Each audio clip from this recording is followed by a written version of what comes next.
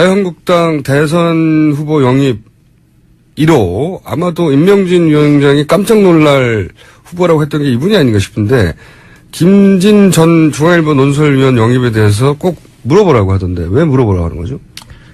예, 제 이름을 네이버에 검색 엔진에 치면 김진 논설위원도 같이 나와요.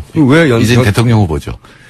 왜 영광 이게 몇 번 그 토론회에서 만났는데 TV 토론회에서 근데 뭐 이제 저를 지지하는 쪽에서 볼 때는 완벽하게 이렇게 뭐랄까 제압했다 뭐 이런 걸로 나오는데 뭐 이런 겁니다. 가령 좀 과한 주장을 많이 하시는데 예를 들어서 그러니까 노동당 쪽에서 누구죠? 우리 대통령 후보로 나와서 박정희 대통령 이정희 후보가 노동당이 아니고 통합진보당. 네, 통합진보당일 때 이정희 후보가 이제 삼성 노동자 얘기를 했거든요. 백혈병으로 죽은. 사실 삼성이 가장 큰 문제 중에 하나가 그 삼성 백혈병 얘기거든요. 근데 그 얘기를 한 명 죽은 거 가지고 왜 그러느냐. 그때 이미 59명 죽었고 사실은 박사 과정에서 제 전공이 반도체 산업이었거든요. 그러셨군요. 예, 반도체 산업이 굉장히 위험한 산업이거든요. 이게 뭐냐면 합선이 안 일어나기 위해서 화학물질을 계속 써야 돼요. 그래서 IBM이 이미 80년대 문제가 됐던 건데 그런 걸 모르면서 이제 반도체 산업이 깨끗한 산업이라고 생각하니까 뭐 그런 거에 대한 지적을 한 걸 가지고 이제 정태인 측은 김진이 나오죠. 인수분해를 시켜주셨구나. 예. 뭐 저번에 지난주에 김어준 중수도에 누구 한 명 인수분해 시켰잖아요. 뭐 그런 얘기입니다. 인수분해를 시켜주셔가지고 검색 그렇군요. 저는 이제 그런 생각도 또 들어요. 그 삼성 이재용 부회장 구속시킨 게 촛불의 힘인데 더 근본적으로 들어가면 딱 한 사람만 뽑아라. 공이 어디에 있는가. 79년 삼성 역사를 철벽방어를 무너뜨린 당사자가 누구냐? 최순실이라고 합니다. 철벽 방어해 왔는데 거기에 철벽 방어로는 그 철벽 방어로도 안 되는 제가 여태까지 출연하면서 김어진 총수가 제일 기분 좋은 것 같아. 이제 오늘이 너무 좋아가지고 말을 못해. 저는 이제 축하 공연도 내보냈고 50년간 사실 맞아요. 50년간 지연된 정이죠. 지연된 정입니다. 이재용 부회장에 대해서 은근한 라이벌 의식이 있었어요? 아닙니다. 나이대가 같긴 하지만 제가 훨씬 낫다고 생각하기 때문에 라이벌 의식은 없고요. 자, 오늘 주제는 뭡니까? 오늘은 환율 조작국, 한국이 환율 조작국으로 지정될 가능성이 굉장히 높아졌죠. 이게 처음에는 트럼프가 중국과 일본을 환율 조작국으로 지정할 거라는 식의 뉴스가 나왔었어요. 한 달 전쯤에는. 그렇죠. 근데 이게 우리나라에 지금 불이 떨어지려고 합니까? 네, 저는 중국을 대상으로 물론 얘기를 한 건데 함부로 중국은 지정하기 어렵고 실제로 중국을 환율 조작국으로 지정하면 중국이 보복을 할 거거든요. 한국은 얌전할 가능성이 높지만 중국 보복을 할 거 그러면 미국이 더 타격이 클 가능성이 높아요. 물론 중국의 의존도가 더 높기 때문에 중국이 경제적으로는 더 타격이 심하지만 그러니까 스티글리츠 같은 그 사람은 그러나 누가 더 내성이 있느냐 누가 더 견딜 거냐. 그렇죠. 중국이 잘 견딜 거다. 중국은 중앙에서 버티라고 하면 버티잖아요. 그냥. 그렇죠. 보조금을 줄 수도 있고 기업들한테. 그리고 또 소비자들이 문제가 있거든요. 미국 소비자들이 가만히 안 있을 겁니다. 그러니까 우리도 이렇게 보면 전자기기는 전부 사실은 메이드 인 차이나거든요. 그렇죠. 그거의 관세가 높아지고 이렇게 되면 아마 소비자들이 견디지 못할 거다. 그러니까 이제 만만한 나라들이 있는데 그게 한국하고 대만이고 사실은 대만이 더 지정이 될 가능성이 높아요. 이따 얘기하겠습니다만 기준 3개가 다 걸리거든요. 근데 대만은 중국을 지금 견제해야 되는 게 미국의 외교 정책이 가장 중요한 거기 때문에 대만을 건드리지는 않을 거다. 그럼 어쨌든 대만과 중국은 물론 요즘 굉장히 사이가 좋아졌긴 하지만 어떤 양안 사이에 갈등이 분명히 있으니까. 원 차이나 펄러시라는 게 있잖아요. 있는데 트럼프가 어길 것 같았는데 결국은 인정했잖아요. 중국에도 인정했는데 그렇다고 해서 대만을 괴롭히지는 않을 거라고요. 그러니까 그럼 남은 나라가 어디냐? 한국이다 이렇게 되는 거죠. 한국은 만만하게 생각할 것 같아요 벌써. 왜냐하면은 압력을 넣기 전부터 우리 잘할게요 하고 더 많이 사드릴게요 했잖아요. 지금 더구나 일본이 그런 방식을 취하고 있기 때문에 이가 한국은 하면 바로 이익을 얻을 수 있다라고 생각을 하고 있겠죠. 그러니까 만만하게 보이면 안 됩니다 사실은. 이미 만만하게 많이 보였어요. 트럼프 행정부 들어서기 전부터 들어선 직후 다 원하시는 대로 미리 해드릴게요. 이 포지션이지 않습니까? 그렇죠. 근데 이제 정권이 바뀔 거잖아요. 그래서 이 바뀌는 정권이 어떤 태도를 취하느냐 굉장히 중요한 거고, 그리고 우리 촛불 시민들도 그 어떤 태도를 취할 거냐에 대해서 논의를 하고 요구를 해야 되죠. 지금 뭐 법원도 그러는데 정부는 뭐 당연히 더 눈치를 보거든요. 자, 환율 조작국 얘기를 짧게 하긴 했었어요. 그때 세 가지 기준이 이제 무역 흑자가 많이 나고, 그 다음에, 자기들끼리는 흑자도, 경상 흑자 나고, 네. 그러면서 외환시장에 개입하고 있는 거 아니냐. 이 세 가지 요건에 충족되면 대상이 될 수 있다. 근데 우리는 다 걸린다고 하셨고. 아니요, 2개가 걸리죠. 앞에 2개. 경상흑자 안 무역흑자는 302억 달러니까 200억 달러 기준을 넘었고, 네. 그다음에 경상흑자는 우리나라 거의 8%예요. 그것도 3% 기준 넘었고, 다만 외환시장에 대해서 일방적이고 지속적인 개입을 했느냐, 이거는 뭐 증거도 없고 사실 아닙니다. 우리나라는 원화가 절하되는 걸 막고 있는 거지 절상되는 걸 막고 있는 게 아니거든요. 그것도 개입이라고 보지 않을까요, 근데? 아니요. 한 방향이라고 지정이 돼 있기 때문에 절하시키려고 노력했다. 조작을 했다는 건 뭐냐면 우리나라 돈의 가치를 떨어뜨려서 수출에 유리한 유리하도록. 상황을. 그래서 네. 미국이 적자가 많이 난다. 네. 그러니까 절상하라는 얘기거든요. 네. 근데 우리나라는 지금 절하를 막는 데 더 신경을 쓰고 있기 때문에 오히려? 우리나라가 환율 조작국이라고 지정된다면 그거는 이명박 정부 초기 최준경 차관이 실제로 공언하고 개입했거든요. 외환시장에. 그렇죠. 그때는 수출을 늘리겠다고. 네. 우리나라 돈 가치를 의도적으로 떨어뜨리려고 했죠. 네, 그분 철학 자체가 중상주의였기 때문에 네, 그렇게 했고 그래서 이제 문제가 됐었는데 그거를 제외하고는 그렇게 본격적으로 개입했다기보다는 절하되는 거를 절하돼서 외환위기 비슷한 상황을 맞는 거를 막기 위해서 개입하거든요. 그래서 일방향으로 지속적으로 개입했다는 건 근거가 없고 대만은 걸립니다. 대만, 싱가포르 이 정도는 걸립니다. 그런데 대만은 정치 이유로 그렇게 하기 쉽지 않을 거라고 하셨고. 예. 만약에 이렇게 환율 조작국으로 그런 이유로 해서 세 개 다 걸리지 않지만 만만해서 지정해버렸다. 그럴 경우 우리나라 있게 되는 피해는 뭡니까? 이제 그렇게 돼도 뭐 마땅하게 쓸 그 수단이 없는데 미국은 그걸 갖고 있어요. 그러니까 슈퍼 301조 이런 게 있는데 그거는 뭐냐면은 가령 한국이 지금 1,300원이어야 되는데 1,000원이어야 되는데 지금 1,100원으로 지금 유지시켜서 미국이 뭐 1,000억 달러 손해를 봤다. 그럼 1,000억 달러만큼 관세를 아무 제품에나 때리는 거죠. 그래서 관세를 그만큼 아이고. 걷어들이는 거죠. 그건 어느 나라도 할 수 없는 얘기고 네. 사실은 WTO든 국제기구법 위반입니다. 미국만 위반인데, 하는 거죠? 예, 미국의 법이 있어요. 그렇게. 자기네들만 갖고 있는 법이죠. 거기에 만약에 그걸 가지고 휘둘르면 이게 당해낼 수가 없잖아요. 예, 관세를 받는 거죠. 예. 네.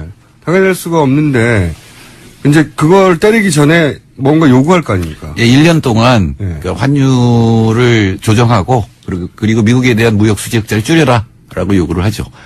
그다음에 WTO나 이런 국제적인 기구에도 여러 가지 제소를 한다든가 그 절차를 거치고 나서 이제 때린다 이렇게 되어 있습니다. 법상으로. 우리가 그런 식으로 미국이 나올 때 대처할 방안이 있나요? 근데 사실이 아니거든요. 지금 환율을 조작하고 있는 게 아니고 이게 환율이라는 게 결국은 달러하고 원화의 교환 비율이잖아요. 그래서 이게 굉장히 큰 영향을 미치는데 그거를 지금 외환시장의 규모로 볼 때 한국 정부가 그렇게 막 조작을 하거나 이럴 수 있는 능력이 사실은 없어요. 사실이 아니라는 걸 호소하는 것만으로 안 되잖아요. 그러니까 국제적으로 그럼 공동 대응을 해야죠. 지금 미국의 목표는 네. 한국, 일본, 중국, 그러니까 동아시아의 생산 시스템이거든요. 사실은 네. 한국에 흑자를 낸다기보다는 동아시아 그 제조 삼국이 예. 삼국뿐만 아니라 동남아까지 넣어가지고 네. 이 생산 시스템이 굉장히 강한 거예요 지금. 그러니까 무슨 나프타 유럽이라든가 미국 쪽의 생산 시스템보다 훨씬 강하기 때문에 흑자가 나는 거거든요. 네. 그러니까 그 나라들이 공동 대응을 할 수가 있죠. 그러니까 미국이 보기에는 이 동아시아를 중심으로 해서 아시아 전체에 경제 블록이 있고 이쪽에서 기술 개발하면 저렴하게 생산해주는 기지까지 딱 결합되어 있는 네. 굉장히 강한 경제 블록인데 지금 트럼프가 추구하고 있는 건 자, 공장이 뭐고 다 미국으로 돌아와라. 이런 거 아닙니까? 네, 네. 근데 이제 그러니까 이쪽을 약화시켜야지 돌아올 테니 좀 그 약화시키기 위한 작전의 일환으로 환율 조작국 같은 걸 휘두르는데 그게 우리나라 타겟이 된다는 거잖아요. 그렇죠. 전체에 대해서 공격을 하지 않거든요. 트럼프 특징이 그거잖아요. TPP도 없애버렸잖아요. 그리고 약한 1대1로, 거리. 네. 예, 1대1로 무역협정 다시 하겠다는 거 아니에요. 그러니까 이제 그 중에 한 나라를 찍어서 전체에 대해서 타격을 주려고 하는데 그거에 대해서는 원래 원인 자체가 동아시아 생산 시스템이니까 동아시아 전체가 대응을 해야 되죠. 근데 지금 일본이 그 말을 안 들을 가능성이 높고 한국 정부도 별 생각이 없는 게 문제죠. 일본 이미 빠져나간 것 같던데요. 예, 일본은 먼저 엎드려서 예. 트럼프하고 악수하고 막 좋아하고. 그런데 일본은 목적이 있거든요. 군사화라든가 이런 목적이 있는데 근데 한국은 그런 목적이 없는 상태에서 엎드리면 남는 게 없는 거죠. 그냥 당하는 거죠. 형님이라서 엎드린다는 이유로 엎드리고 있잖아요. 지금까지는. 사실은 뭐 형님도 아니죠. 이제 형님. 많이 관계가 약화됐는데. 근데 트럼프는 약간 곁가지 얘기인데 최근에 하는 걸 보면요. 그냥 데자뷰예요. 우리나라 박근혜 대통령 시절에 있었던 일들이 막 벌어지는, 예를 들어서 그 딸 가방 사라고 네, 네. 그 트럼프의 고문이 백악관에서 공식적으로 인터뷰하다가 얘기를 하질 않나. 그리고 이제 러시아와의 관계가 최근에 굉장히 이상한 뉴스인데, 우리는 전통적으로 미국과 러시아가 소련 시절부터 이 굉장한 라이벌인데, 서로 적성국이고 서로. 그런데 트럼프 캠프 내에서 고위인사들이 러시아와 통화를 했고 서로 선거 기간 동안 뭔가 약속도 하고 이런 게 있었다. 이런 정보가 유출이 됐어요. 네. 그러니까 그러면 러시아하고 그런 적성국이죠. 만약 미국 국민들 머릿속에는 러시아하고 그런 거래가 의심되는 정황이 폭로되면 무슨 거래를 한 거야? 라고 이제 따져야 되는데, 트럼프는 자기 개인 트위터에다가 이것이 어떻게 유출됐는 것이냐. 이게 문제다. 예. 정윤회 사건하고 똑같아요. 네, 똑같네요. 그리고 7시간을 밝히라고 하는데 예. 7시간은 사생활이다 이러죠. 그러니까 데자뷰. 이 양반 탄핵되겠는데 이런 생각이 들긴 그러지 하는데. 않아도 미국에서 지금 탄핵을 해야 된다. 벌써 나와요. 예, 좀 어렵긴 하죠. 예. 첫해 탄핵한다는 건 첫 해 6개월도 안 지났는데. 사실은 이명박 대통령이 우리가 첫해 탄핵 얘기가 나왔었죠. 그 네. 쇠고기 쇠고기 때. 때문에. 네. 그러나 이게 너무 멀어서 첫 해는 어렵겠죠. 첫 해는 어렵겠지만 데자뷰, 그러니까 거의 우리나라에서 나왔던 뉴스, 비슷한 속성의 뉴스가 나오길래 이거 우리나라에 와서 배워야 된다, 야. 아마 미국 민주당 쪽에서. 예, 미국 국민들은 많이 참고할 거예요. 한국 촛불을. 그래서 우리 국민들이 네. 어려운 영어 단어 알잖아. 임피치먼트라고. 탄핵이라고 하는 어려운 영어 단어도 알고 그렇죠. 자, 그래서 우리가 그러면 할 수 있는, 항의 수단이 어떤 게 있습니까? 어떻게 해야 되는 겁니까? 제일 중요한 거는 중국하고 공동 대응을 하는 거죠. 일본도 가능하면 같이 설득을 하고, 네. 그리고 대만, 싱가포르 이게 다 지금 문제가 되거든요. 사실 대만, 싱가포르는 세 가지 다 걸려요. 네. 그러니까 그런 동남아 쪽 국가들, 그리고 중국, 일본이 이 문제에 대해서 어떻게 공동 대응할 건지 WTO 제소도 있지만 같이 뭐 외교부 장관이 모여서 또는 통상부 장관들이 모여서 어떻게 할 것인지를 논의를 하는 것만 해도 중요하거든요. 리더십 진짜 필요한 일이네요. 그렇죠. 이거야말로. 지금 우리나라는 굉장한 외교적 능력이 필요한 상태입니다. 중국하고 미국 사이에 끼어 있잖아요. 네. 중국하고 미국이 지금 여기서 붙잖아요. 네. 근데 어떤 태도를 취하고 두 나라를 어떻게 화해시키고 우리나라 또 같은 처지에 있는 나라들의 이익을 어떻게 묶어서. 도모할 것이냐라고 네. 하는 굉장히 중요한 거, 이거는 정말 굉장한 외교적 수완 이런 것들이 필요한데. 그러니까요. 예. 뭐 지금 박근혜 정부에는 없는 건 확실한데. 그건 확실한데. 예, 다음 정부는 있느냐. 다음 이게 정부 문제죠. 누구에게 이런 걸 기대할 수 있는가. 네. 그러니까 이 미국을 어떻게 상대할 것인가, 경제적으로 군사적으로 하는 자기 철학이 분명한 후보가 꼭 필요하겠네요. 그렇죠. 예. 근데 이제 어제 뉴스에 문재인 후보가 김현종 씨를 영입했다는 이제 기사가 났는데, 네. 이 김현종 씨가 한미 FTA 추진한 사람이거든요. 그렇죠. 예, 네. 머릿속까지 미국 사람인 이런 사람인데, 과연 물론 그 사람 한 사람만 있는 건 아닐 테지만 걱정이 되는 예, 거죠. 걱정되는 거죠. 네. 네. 그러니까 또 하나는 네. 이제 국제 룰을 좀 바꿀 필요도 있어요. 그러니까 처음에 WTO 전에 이 가트를 만들 때 케인즈가 흑자국에게도 벌금을 물리는 제안을 했었거든요. 왜 그래요?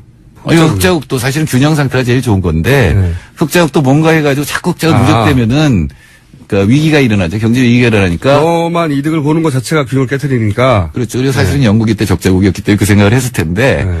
그럼 적자국은 돈을 빌려와서 막아야 되니까 결국 이자를 내는 거잖아요. 그 네. 이제 처벌을 받는 건데, 그럼 흑자국은, 그래서 흑자국도 흑자의 그 양에 비례해서 이게 벌금 같은 걸 내게 했어요. 국제기구에. 참. 그리고 그 돈을 모아서 이제 못 사는 나라를 갖다 지원하는 이런 시스템을 국제청산동맹이라고 하는 건데, 네. 근데 이제 미국이 흑자국이었기 때문에 당시에, 그러니까 그 제안은 받아들여지지 않았죠. 그러니까 발상 자체는 굉장히 신선했네요. 이게 케인즈 머리에서 나왔으니까. 네. 그러니까 그런 국제규범을 좀 만들 필요가 있어요. 사실은 흑자가 많이 나는 게 우리는 너무 오랫동안 수출만이 살 길이다 이거였지만, 흑자가 많이 나는 게 그렇게 좋은 일은 또 아니거든요. 그러니까 균형이 깨지면 나라 간의 갈등이라든가 위기가 올 수가 있기 때문에. 그러면 가장 먼저 차기 정부 누가 되든 간에 해야 될 일 중에 하나가 군사적으로도 그렇지만 경제적으로도 미국을 상대할 철학을 가지고, 그리고 주변 국가들하고 만나서 특히 우리하고 비슷한 처지에 있는 국가들, 이해를 묶어서 공동으로 대응하는 방안을 만들어야 된다. 또 하나는 혼자는 안 된다는 거죠, 지금. 네. 경제 정책은 사실은 우리나라가 흑자가 나는 이유가 뭐냐면 우리나라 경제가 나쁘기 때문이에요. 그건 어떻게? 우리나라 가장 많이 수입하는 게 기기 설비료거든요. 투자. 근데 경제 안 수입을 안 좋으니까 해가지고 지금 네, 경기가 그러니까 안 좋아서 설비 투자가 지금 마이너스 3.5%예요 작년에. 그럼 수입을 안 한다는 거 아니에요. 그다음에 원료 이런 것들이. 이게 나쁜 흑자군요 이게. 네, 그리고 또 하나는 이제 소비재는 많이 수입하잖아요. 근데 사실은 미국에서 소비재 수입 안 하는 게 또 문제입니다. 우리 다 중국에서 수입하지. 근데 소비도 지금 줄이고 있기 때문에 우리가 지금 불황형 흑자라는 얘기를 그렇죠. 많이 하잖아요. 표현하죠. 나쁜 그러니까 우리 흑자. 경제 그리고 우리 소비자들이 그러니까 소비할 수 있게 좀 경제가 좋아지면 기업이 투자하고 그러면 흑자 규모가 줄어들어요. 오히려. 네네. 그러니까 흑자라고 단순히 우리가 잘 돌아가는 게 아니라 불황형 흑자라고 있죠. 네네. 지금 한 5년은 불황형 흑자 확실하게. 그러니까 뭐 물건을 그 원재료를 사서 생산해내고 해야 되는데 그만큼 안 팔리니까 덜 수입해가지고 지금 그렇죠. 흑자가 된 예. 거잖아요. 그러니까 우리나라 내부에 불황형 흑자. 예. 외워두시고 어디 써먹으세요. 불황형 흑자. 그래서 우리 내부에 설비 투자가 활발하게 일어나지 않으면 우리 경제가 나아질 가능성이 없는데 그러려면 이제 내수도 좀 늘어나야 되고. 근데 그 얘기 나올 때마다 하는 게 사실 우리 재벌들이 지금 축적하고 있는 돈들이 자기들이 금고에 쌓아놓은 돈이 엄청나다. 예, 현금 유보가 예. 예. 어마어마하다. 이거 조금만 풀어도 경기 활성화 될 텐데 그래서 이거 풀라고 얘기 많이 했었잖아요. 네. 근데 그거는 뭐냐면은 아주 간단한 방법은 법인세로 걷어들이는 거예요. 그건 아주 간단하잖아요. 그렇죠. 근데 그걸 계속 낮춰져서 문제가 된 거잖아요. 예, 예. 또 하나는 이제 현금 유보에 해당하는 거에다 세금을 때린다든가, 예. 그걸 쓰면은 뭐 세금을 면세해준다든가 이런 방법이 있는데 제일 좋은 거는 기업들도 안심하고 투자하게 만드는 거거든요. 지금 소위 이제 대기업들이 안심하고 투자하지 못하는 기업의 관점에서 봤을 때 투자하지 못하는 요인이 뭐고 그걸 해결해 주려면 어떻게 되는 겁니까? 크게 봐서. 그러니까 가장 기업들이 투자 안 하는 이유는 불확실성이에요. 그렇죠. 지금 투자해서 물건을 생산해서 팔 수 없다 그러면은 손해 보잖아요. 경제는 원래 불확실성을 제일 예, 그러면 싫어하죠. 불확실성을 제거해 주는 건 시장이 불확실성 제거 못 해주거든요. 그래서 더구나 지금은 전 세계가 불확실성이 점점 커지잖아요. 예. 그 유럽 흔들흔들하죠. 예. 그다음에 미국의 트럼프라고 하는 존재가 나타났죠. 예. 그럴 때는 정부가 투자를 선도하고 인프라를 깔아주고 이런 것들이 정부가 해야 될 일이거든요. 예. 예를 들어서 우리가 애플 그러면 예. 스티브 잡스가 다 만든 것 같지만 애플에 들어가는 그 여러 가지 기술들이야 CD 뭐 이런 것들이요. 또는 뭐 부품들 이게 전부 정부 투자였거든요. 국방성이라든가 또는 그 보건성 쪽에서 투자한 것들이 그러면 많은데 경제에 대해서 진짜 관심이 있는 후보를 뽑아야 되겠네요. 뿐만 아니라 말 말고 예, 경제. 부총리라든가 경제 참모들이 네. 국가의 역할에 대해서 좀 확신을 갖고 있는 시장에 맡기면 다 된다는 사람이 아니고 가령 지금 우리가 인프라가 없어서 기업들이 투자 못하는 게 가령 이제 생태 투자 같은 거거든요. 그러니까 환경에 관한 이런 투자들은 인프라 깔아줘야 되는 거거든요. 이제 그런 문제가 있고 또 4차 산업혁명 얘기 많이 하는데 그것도 너무 멀리 있고 기술이 상당히 우리가 떨어져 있다고 생각하기 때문에 함부로 기업들이 들어가지 못하는 건데 그건 정부가 모두 다 할 수는 없겠지만 그중에 일부에 대해서는 정부가 같이 투자를 해주는 뭐 이런 것들이 이제 필요한 거죠. 그거를 얘기하다 보니까 이렇게 수준이 너무 높아져가지고요, 저희가. 이런 식으로 정말 국가를 운영하는 대안을 지금 막, 저랑 둘이서 방송에서 막 얘기하고 막, 그러니까 질문을 왜 이 질문지 있는 대로 안 하시고 그렇게 자꾸 나가시. 아니, 저는 궁금하니까요. 이게 실제로 궁금하니까요. 그러면은, 차기 정부가 어디가 되든 간에, 한 자리, 어디 원하십니까? 제가, 예. 저는 안 되는 이유가 많아서 안 됩니다. 안 되는 이유가 많겠지만, 제가 제가 대통령 임명해 드릴게요. 예, 그건 받아들이겠습니다. 지난주부터 저희가 다 나눴다고 말씀드렸잖아요, 다. 예, 그건 받아들이겠습니다. 자리 몇 개 안 남았어요. 전제가 김어준 총수가 대통령 되면 제가 입각하겠습니다. 원하시는 것 좀 말해보세요. 제가 거의 다 나눠줘가지고, 너무 늦었네. 원하시는 게 뭐예요? 아니, 그러니까 제가 공식적으로 정의당 정책자문단장이거든요. 예. 그리고 심상정 후보가 출마했잖아요. 예. 그러니까 심상정 후보가 대통령 되기 전까지는 저는 아무것도 맡으면 안 됩니다. 아니, 글쎄, 그거는 제가 조용히 약속 드릴 테니까. 예를 들어서 경제부총리를 하시면 우리나라 경제를 살리실 수 있나요? 뭐 살릴 수 있다고까지는 말 못하겠지만 어떻게 해야 되는지 방향은 뭐 확실하게 알고 있다고는 생각합니다만 그래요? 오늘 왜 질문이 끝에 이상한 질문이 나오죠? 잘할 수 있는지 본인 어필을 좀 해보시고 다음 시간에는 그럼 그 전까지는 제가 근데 제가 제일 큰 약점이 이거예요. 조그만 연구소 하나도 못 살리는 사람이 나를 어떻게 살려. 연구소 조합원이 많이 돼주셔야 제가 가능성이 생깁니다. 자, 그럼 어려운 이름 경제연구소부터 살리시고, 네. 그 전까지는 제가 조그만 구의 세무서장 같은 거라든가. 제가 진짜 원하는 거 있습니다. 아니면 편의점 하나 맡으실래? 편의점? 아니요, 국립공원. 국립공원이요? 예, 국립공원의 관리사무소 소장이든가 뭐 그러고 있어요. 지리산 이런 거 있습니다. 지리산공원이요? 예. 왜 도를 닦으시려고요? 아니요, 그거 얼마나 좋아요. 도 닦으러 오시는 분들한테 입장료 많이 받아가지고. 입장료 안 받습니다. 좋습니다. 오케이! 제외하고는 그렇게 본격적으로 개입했다기보다는 절하되는 거를, 절하돼서 외환위기 비슷한 상황을 맞는 거를 막기 위해서 개입하거든요. 그래서 일방향으로 지속적으로 개입했다는 건 근거가 없고, 대만은 걸립니다. 대만, 싱가포르. 이 정도는 걸립니다. 근데 대만은 정치 이유로 그렇게 하기 쉽지 않을 거라고 하셨고. 예. 만약에 이렇게 환율 조작국으로 그런 이유로 해서 세 개 다 걸리지 않지만 만만해서 지정해버렸다. 그럴 경우 우리나라 있게 되는 피해는 뭡니까? 이제 그렇게 돼도 뭐 마땅하게 쓸 그 수단이 없는데 미국은 그걸 갖고 있어요. 그러니까 슈퍼 301조 이런 게 있는데 그거는 뭐냐면은 가령 한국이 지금 1,300원이어야 되는데 1,000원이어야 되는데 지금 1,100원으로 지금 유지시켜서 미국이 뭐 1,000억 달러 손해를 봤다. 그럼 1,000억 달러만큼 관세를 아무 제품에나 때리는 거죠. 그래서 관세를 그만큼 걷어들이는 거죠. 그건 어느 나라도 할 수 없는 얘기고 네. 사실은 WTO든 국제기구법 위반입니다. 미국만 위반인데, 하는 거죠? 예, 미국의 법이 있어요. 그렇게. 자기네들만 갖고 있는 법이죠. 거기에 만약에 그걸 가지고 휘둘르면 당해낼 수가 없잖아요. 예, 관세를 맞는 거죠. 예. 네. 당해낼 수가 없는데 이제 그걸 때리기 전에 뭔가 요구할 거 아닙니까? 예, 1년 동안 네. 그러니까 환율을 조정하고 그리고 미국에 대한 무역 수지 흑자를 줄여라라고 요구를 하죠. 그다음에 WTO나 이런 국제적인 기구에도 여러 가지 제소를 한다든가 그 절차를 거치고 나서 이제 때린다 이렇게 되어 있습니다. 법상으로. 우리가 그런 식으로 미국이 나올 때 대처할 방안이 있나요? 근데 사실이 아니거든요. 지금 환율을 조작하고 있는 게 아니고 이게 환율이라는 게 결국은 달러하고 저희 작가들이 이걸 꼭 물어보라고 하더라고요. 저는 왜 이걸 물어보라고 했는지 몰랐는데, 최근에 이제 자유한국당 대선 후보 영입 1호, 아마도 임명진 위원장이 깜짝 놀랄 후보라고 했던 게 이분이 아닌가 싶은데, 김진 전 중앙일보 논설위원 영입에 대해서 꼭 물어보라고 하던데, 왜 물어보라고 하는 거죠? 예, 제 이름을 네이버에 검색 엔진에 치면 김진 논설위원도 같이 나와요. 이제 대통령 후보죠. 왜 영광 이게 몇 번 그 토론회에서 만났는데 TV 토론회에서 네. 근데 뭐 이제 저를 지지하는 쪽에서 볼 때는 완벽하게 이렇게 뭐랄까 제압했다 뭐 이런 걸로 나오는데 뭐 이런 겁니다. 가령 좀 과한 주장을 많이 하시는데 예를 들어서 그러니까 노동당 쪽에서 누구죠? 우리 대통령 후보로 나와서 네. 박정희 대통령 이정희 후보가 노동당이 아니고 통합진보당. 네, 통합진보당일 때 이정희 후보가 이제 삼성 노동자 얘기를 했거든요. 백혈병으로 죽은. 네. 사실 삼성의 가장 큰 문제 중에 하나가 그 삼성 백혈병 얘기거든요. 네네네. 근데 그 얘기를 한 명 죽은 거 가지고 왜 그러느냐? 네. 그때 이미 59명 죽었고 사실은 박사과정에서 제 전공이 반도체 산업이었거든요.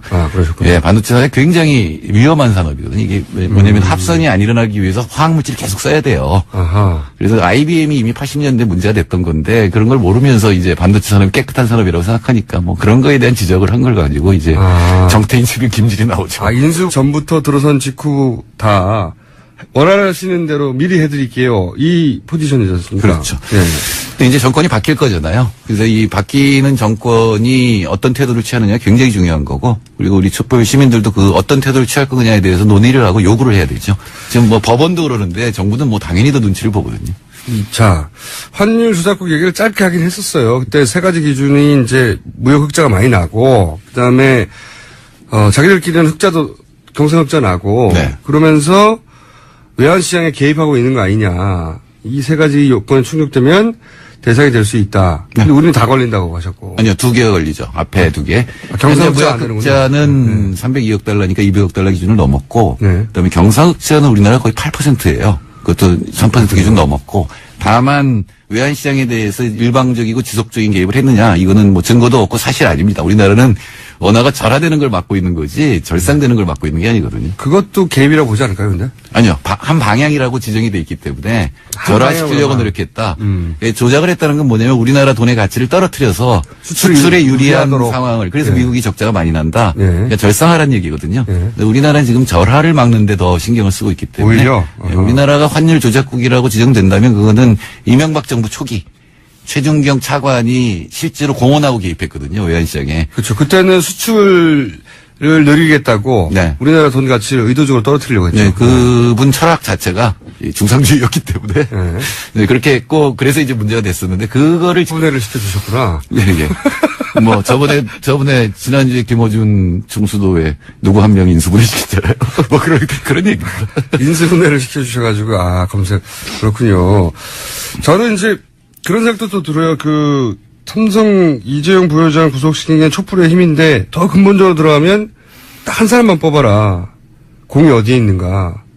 79년 삼성 역사를 철벽방어를 무너뜨린 당사자가 누구냐? 최순실이라고 합니다. 철벽 방어해 왔는데 거기에 철벽 방어로는 그 철벽 방어로도 안 되는 제가 구멍을. 여태까지 출연하면서 김어준 총수가 제일 기분 좋은 것 같아. 이제 오늘이 기분 너무 좋지. 좋아가지고 말을 못해. 저는 이제 축하 공연도 내보냈고. 예. 50년간 사실 맞아요. 50년간 지연된 정이죠. 네, 지연된 정입니다. 이재용 부회장에 대해서 은근한 라이벌 의식이 있었어요. 아닙니다. 네, 나이대가 같긴 하지만 예. 제가 훨씬 낫다고 생각하기 때문에 라이벌 의식은 없고요. 자, 오늘 주제는 뭡니까? 오늘은 환율 조작국, 한국이 환율 조작국으로 지정될 가능성이 굉장히 높아졌죠. 이게 처음에는 트럼프가 중국과 일본을 환율 조작국으로 지정할 거라는 식의 뉴스가 나왔었어요. 한 달 전쯤에는. 네. 그렇죠. 근데 이게 우리나라에 지금 불이 떨어지려고 합니까? 네, 저는 중국을 대상으로 물론 얘기를 한 건데, 함부로 중국은 지정하기 어렵고, 실제로 중국을 환율 조작국으로 지정하면 중국이 보복을 할 거거든요. 네. 한국은 얌전할 가능성이 높지만 중국 보복을 할 거 그러면 미국이 더 타격이 클 가능성이 높아요. 물론, 중국의 의존도가 더 높기 때문에 중국이 경제적으로는 더 타격이 심하지만, 그러니까 스티글리츠 같은 그 사람은 그러나 누가 더 내성이 있느냐, 누가 더 견딜 거냐. 그렇죠. 중국이 잘 견딜 거다. 중국은, 중앙에서 네. 버티라고 하면 버티잖아요. 그냥. 그렇죠. 뭐 보조금을 줄 수도 있고 기업들한테. 그리고 네. 또 소비자들이 문제가 있거든요. 미국 소비자들이 가만히 안 있을 겁니다. 그러니까 우리도 이렇게 보면 전자기기는 전부 사실은 메이드 인 차이나거든요. 그렇죠. 그거의 관세가 높아지고 이렇게 되면 아마 소비자들이 견디지 못할 거다. 그러니까 이제 만만한 나라들이 있는데 그게 한국하고 대만이고 사실은 대만이 더 지정이 될 가능성이 높아요. 이따 얘기하겠습니다만 기준 3개가 다 걸리거든요. 근데 대만은 중국을 지금 견제해야 되는 게 미국의 외교 정책이 가장 중요한 거기 때문에 대만을 건드리지는 않을 거다. 그럼 어쨌든 대만과 중국은 물론 요즘 굉장히 사이가 좋아졌긴 하지만 어떤 양안 사이에 갈등이 분명히 있으니까. 원 차이나 펄러시라는 게 있잖아요. 이게 네. 있는데 트럼프가 어길 것 같았는데 결국은 인정했잖아요. 중국에도 인정했는데 그렇다고 해서 대만을 괴롭히지는 않을 거라고요. 그러니까 그럼 남은 나라가 어디냐? 한국이다 이렇게 되는 거죠. 한국은 만만하게 생각할 것 같아요, 벌써. 왜냐면은 압력을 넣기 전부터 우리